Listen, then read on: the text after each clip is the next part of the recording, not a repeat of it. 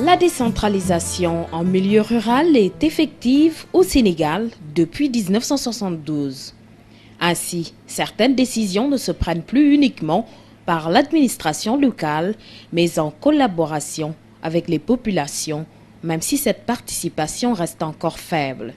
Une participation qui est gage de la réussite totale d'une décentralisation, avec comme maître mot la transparence. Transparence dans la gestion financière, ce qui a conduit les communautés rurales de Fissel et de Ndiaganiao à entrer en partenariat avec l'IED Afrique, Innovation, Environnement, Développement en Afrique, dans l'expérimentation du budget participatif.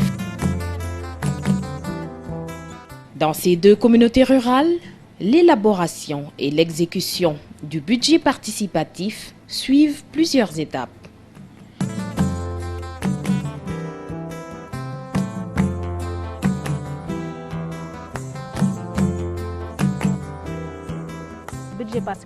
Le budget participatif débute par la collecte des données. En phase 1 du processus, présentation en a été faite aux populations par l'assistant communautaire. C'est bien de cela qu'il s'agit quand on parle de bonne gouvernance, que les élus s'assurent que leurs actions sont connues de ses électeurs, mais aussi impliquer les populations dans la prise de décision par leurs opinions et leurs ressources. Un comité de suivi de 7 membres est choisi et formé, les responsabilités des différents acteurs déterminées.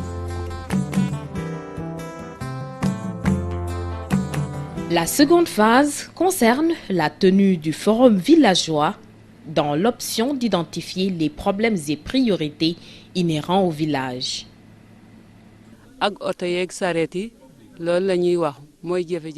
Le stationnement des voitures et le passage des charrettes posent un problème à l'école.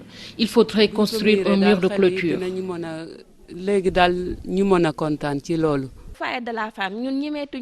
On a peur de nous réunir dans notre salle, tellement il est fissuré, vétuste. Monsieur le Président, nous vous demandons de trouver une solution.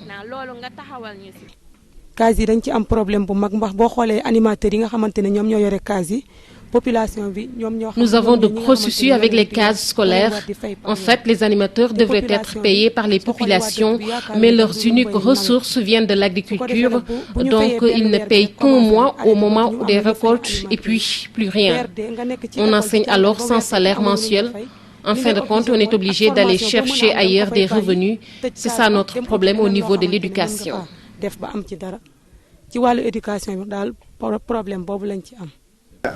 Le moulin à mille pose problème. Il n'y a qu'un dans un autre village et il est aussi en panne. Une fois les problèmes identifiés, on passe au recensement des équipements existants dans le village, au choix de 2 délégués. Ces délégués représenteront le village au forum des délégués qui correspond à la phase 3 du processus. C'est ici qu'est faite la synthèse des résultats obtenus des forums des différents villages. Il s'agira par la suite de voir les problèmes et les actions qui ont été le plus cités par les différents villages pour établir la liste des investissements prioritaires.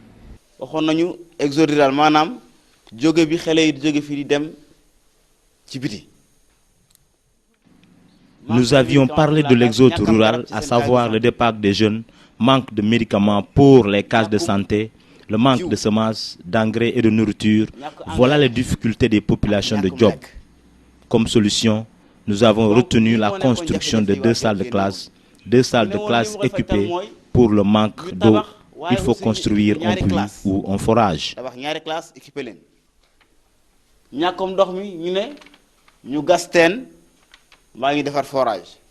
Cette liste des investissements prioritaires est constituée de 10 actions majeures. Elle sera retenue et présentée lors de la 4e phase. Appelé forum communautaire entre délégués et membres du conseil rural, il s'agit d'un des moments forts du budget participatif. C'est ainsi qu'il sera question de discussion sur l'allocation des recettes aux investissements prioritaires définis par les populations. Avant de se présenter pour quelque fonction que ce soit, il faudrait présenter son reçu d'impôt au préalable pour être élu. On doit prendre le paiement des impôts au sérieux. L'impôt n'appartient plus à l'État, mais à nous-mêmes. Seules les priorités permettront de proposer les villages bénéficiaires et leurs représentants devront leur rendre compte. À cet effet, une fiche sur les principaux investissements arrêtés est dressée en prélude à l'élaboration du budget. C'est la 5e phase du processus. Jadis, la chasse gardée du président de la communauté rurale, l'élaboration du budget est aujourd'hui faite avec la participation effective des populations. Ce sont des recettes avec lesquelles on ne peut pas construire de classe, ni d'école, ni de dispensaire, ni de forage. Ce sont des recettes au regard de la loi qui sont destinées au fonctionnement de la communauté rurale et de ses organes.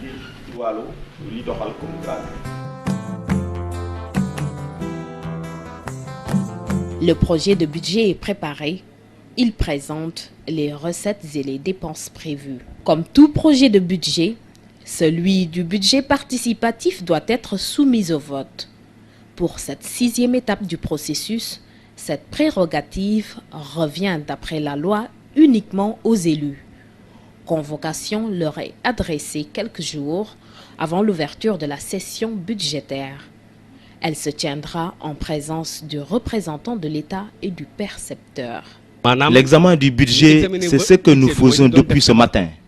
Le passer en revue, l'analyser, l'évaluer. Ce qui reste, c'est de passer au vote.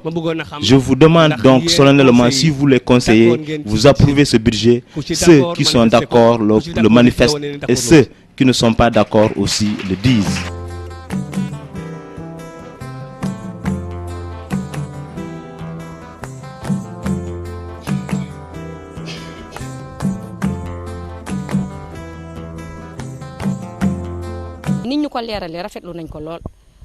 Nous apprécions vraiment cette transparence parce qu'on a écrit dans le budget la construction du foyer de la femme et pour les autres rubriques concernant chaque catégorie s'y retrouvent les femmes, les jeunes, les quartiers, les villages.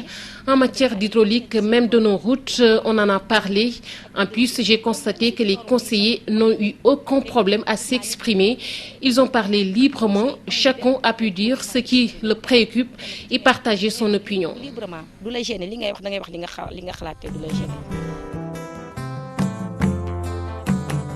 Étape 7 du processus, l'approbation du budget.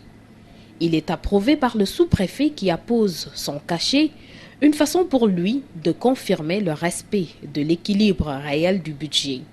Donc, comme nous l'avons constaté, le conseil rural de Ficelle a encore un budget assez faible. Il tourne autour de 35 millions. Vous avez pu voir que durant les débats, les gens se sont plaints en fait du faible niveau des recettes et notamment de la taxe rurale pour une communauté rurale qui compte 36 000 habitants. Le recouvrement de la taxe rurale reste encore à parfaire et beaucoup d'autres recettes aussi éprouvent beaucoup de difficultés dans le recouvrement. Il y a lieu à ce niveau-là donc de fournir encore beaucoup plus d'efforts.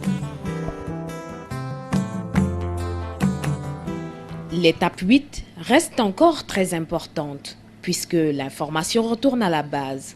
Ce sont les forums de restitution du budget approuvé. Ici, il y a lieu de présenter le nouveau budget, mais aussi et surtout de faire comprendre aux populations les raisons du choix des investissements des villages bénéficiaires.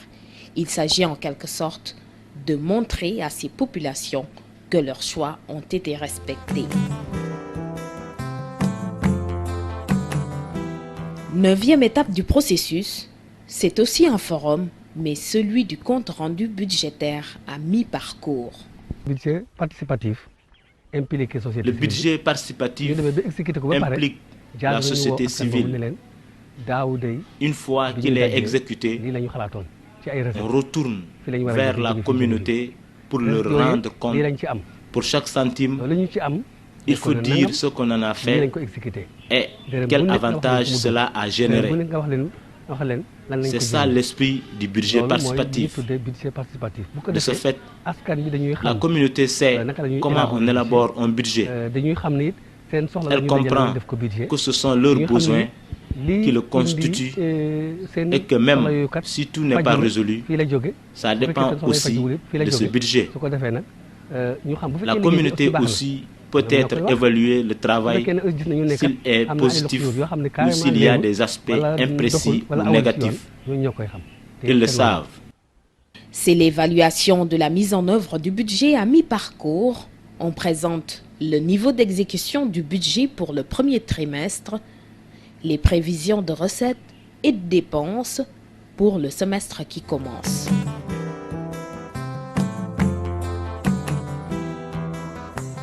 Enfin, la dernière étape, elle se tient à la fin de l'année. Il s'agit du forum de compte rendu final sur l'exécution budgétaire.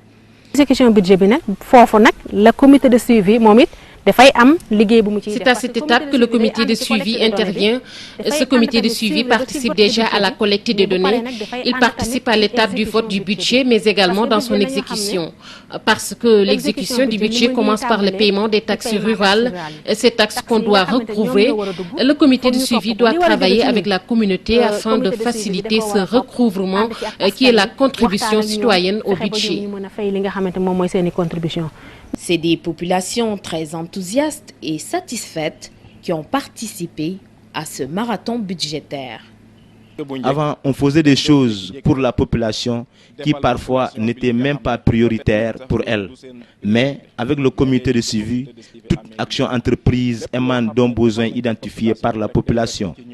Avant, les actions étaient de la propre initiative de la communauté rurale qui pouvait construire une classe dans un village où le besoin majeur est l'eau. L'importance de ce budget est que ça a restauré la communauté rurale dans un rôle d'agent de développement. Avant, on ne percevait que son rôle politicien. Avec le budget participatif, c'est tout le système qui a changé. Le budget participatif, c'est très important parce que si on parle de nos projets dans les villages, qu'on discute avec les populations pour le remobiliser au point qu'elles payent à nouveau les taxes, cela renforce le budget et le développement de la communauté. Des citoyens qui sont donc prêts à s'adonner à cet exercice annuellement dans un souci d'équité, de transparence et de bonne gouvernance. En somme, le budget participatif est une opportunité pour eux de mieux assumer leur citoyenneté et d'espérer une amélioration de leurs conditions de vie dans le cadre de la décentralisation. Enough, enough, enough, enough, enough.